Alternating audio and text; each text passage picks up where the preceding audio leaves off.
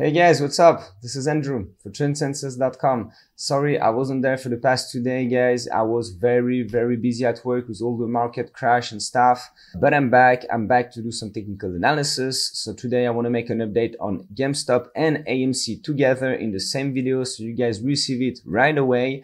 And you're gonna see, as usual, I have a lot of interesting and precious information to share with you. Let's get into it.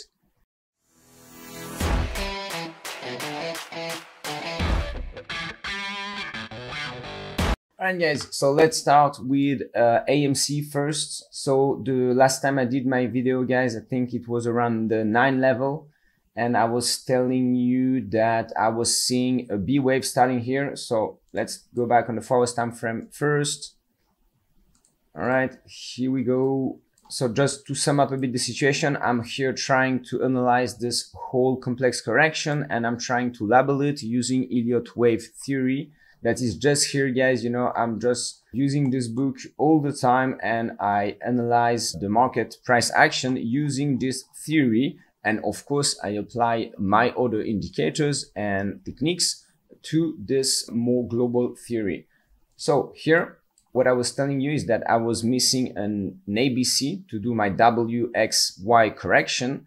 And I was trying to give you guys some time target and levels before this complex correction gives us the signal that it is done.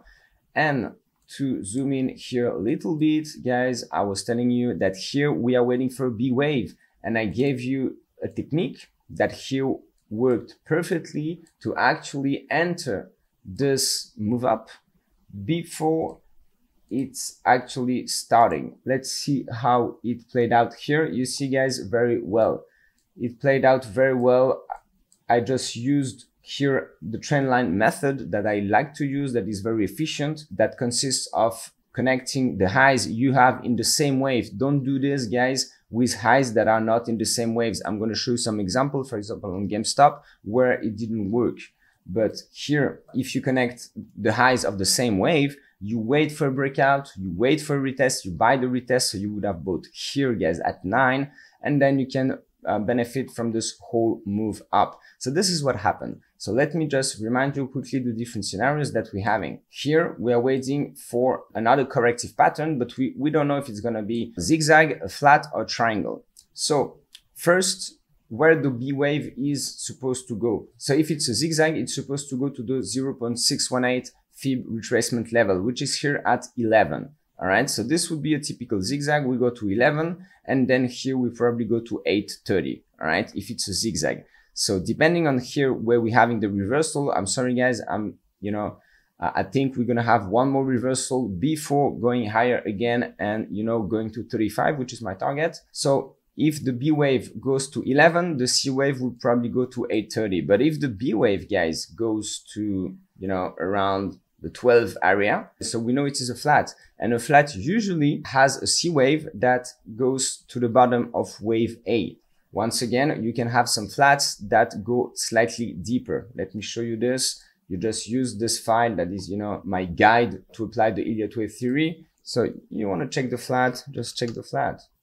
All right, so here is a flat. So the usual flat is like this, A, B, C, with B wave going to the top of wave A and C wave going to the bottom of wave A as well. But you can also have flats like this where the C wave goes slightly below. So what I'm just saying is that it's not because the B wave retraced almost fully wave A that the C wave won't go a bit below wave A as well. But it still gives you more likelihood for this scenario to be true. I mean, the C wave going to the bottom of wave A. All right, and our last scenario is that we're going to have a triangle. And if it's a triangle, it's going to have a shape like this. It's going to be something like this. So we're going to see where we're going. And then the Y wave would only go to here. So this scenario is still at play. Everything looks exactly like it should. So I'm very confident that this complex correction is actually going to be done once we complete this third corrective pattern. Once again, here, guys, I'm trying to find a 333. So just type 333 and you're going to see the 333s as well. You go to the fourth position, and here you're going to see what I'm looking for. I'm looking for WXY correction. So it can be a flat, any three, so for example, the zigzag and a triangle. or it can be a flat, a zigzag, and a zigzag. All right, so we're looking for something like this. That is usually a sideways correction of an association of three corrective patterns moving sideways. And here, this is exactly what we're having. The W, this one, guys, this is what I'm trying to do.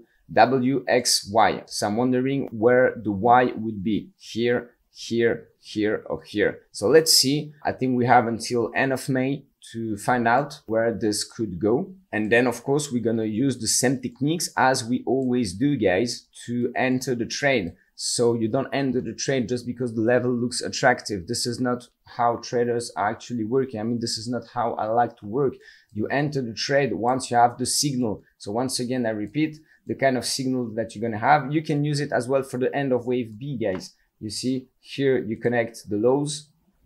And whenever this breaks, guys, it's probably going to be the beginning of the C wave. All right. The same way we did it here. Whenever this trend line breaks here, it breaks, it retests, it goes higher. Here it's going to break, retest, and go lower. And here then we're going to do, you know, what we are looking for and go higher. But first we must finish this complex correction that cannot be finished unless we have these three corrective patterns together. So that's it for AMC. Let's go to see what we have on GameStop. So GameStop is here. The situation looks a bit more complicated. Let me remind you guys what I was telling you. Let me put this in green, in blue, sorry, up.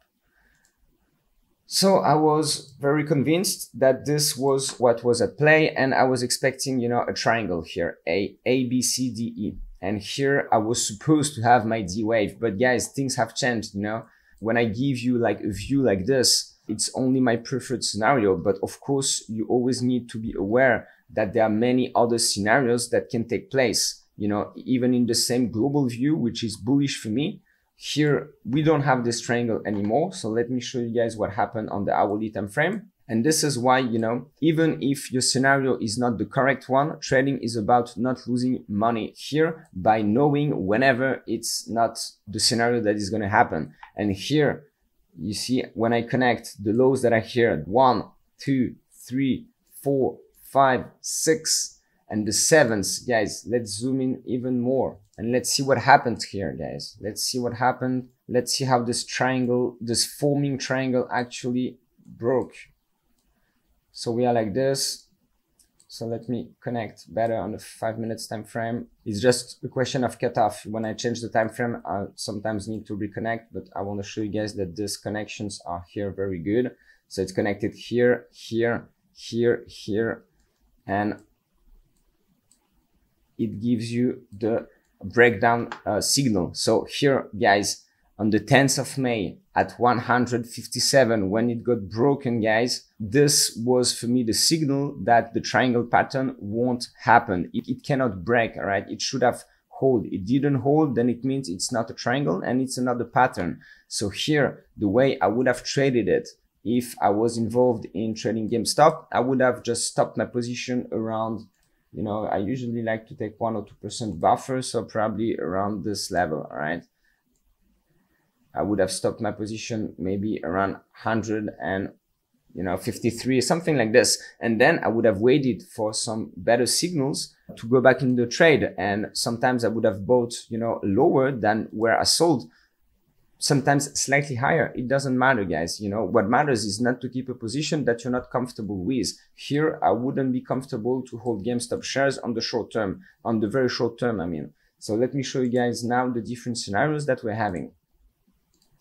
So once again, guys, it's always the same thing. You know, this is the beauty of technical analysis, is that once you've seen it, you know, many times, you know that it's always the same things that gonna happen. So let me here replace up my triangle. So if it's not a triangle, so let me get rid of it. What can it be, guys? You must know it by now if you're watching my videos. It's either flat, a zigzag, or a triangle. You know, you'll only have 3 corrective patterns. Then they can be combined together and give you some complex corrections like we're having here. But in every tranche of this complex correction, we're gonna find one of the patterns we know. So here the triangle is off the table. So we're having a zigzag or a flat left. Now, let's see if it's a zigzag or a flat. We already have the B wave here, which is actually very useful. So let's use this information, because we know that if the B wave is going towards the, is retracing almost 100% of wave A, then it's not a zigzag, it's a flat. So it's going to give us information on where the C wave going to go. So let's measure it. Let's measure it properly. And we go to the 0.786%. So unfortunately, it's in between, guys. A flat is usually 85-90%. Then it would be a flat. So if the B wave would have gone here, then it would be a flat. And a zigzag usually goes to the 0.618. So it's between the two of them, but it looks to me more like a flat. So the flat scenario means wave C goes to the bottom of wave A area. And where is the bottom of wave A, guys? It's at 132 exactly. So let's put it here. So I assume that we might go to the 132 level and then finally bounce back. And of course, one more scenario is that we don't stop at 132. And as you saw, guys, for the flat correction, so the flat correction can look like this, ABC, with C wave going to the bottom of wave A, but it can also look like this, all right, with the C wave going slightly below the bottom of wave A. This is still a flat correction. So GameStop even going to, you know, the worst case scenario would be 110 if we are doing a zigzag, would still be possible, or 132. So we would need to analyze very carefully what is happening here. And what you guys can do, what you're looking for is, as usual, always the same thing. You connect the highs that you have in a wave and you're looking for a breakout. So here the breakout would be given to us, for example, around the 152 area. If we trade above that, then the C wave is done. And you know that for like 90% chance. This could have worked everywhere in the move up, guys. You can do this technique almost everywhere. You know, you can do it for example, here, you see, you can capture this move up. Basically, you can do this technique as long as you stay in the same wave. What you cannot do, what I wanted to tell you guys at the beginning of the video is, for example, to connect this high that is in the wave A with, for example, this high that is in wave B, you know, and this gives you kind of a trend line, but that you guys cannot use, because that's why Elliott wave counting is important before you're using trend lines, is because they are not belonging to the same wave. So they're not going to give you some clear signals. So you cannot make a trend line here and try to play the breakout. This is not the kind of things that I do, but maybe some traders do it. I don't know.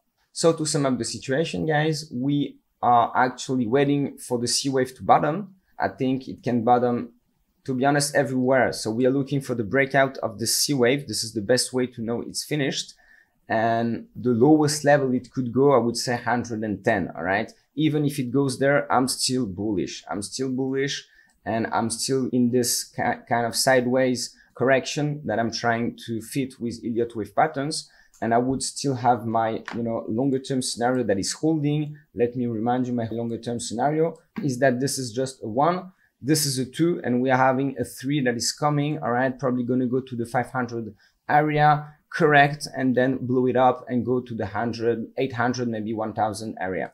This is what would make the most sense for me. So guys, that's it for me. I hope you enjoyed this video. And if you did, please don't forget to click on the sub, like, and bell button, so you're going to be the first to know when I upload anything new. And stay close to shore. I see you guys.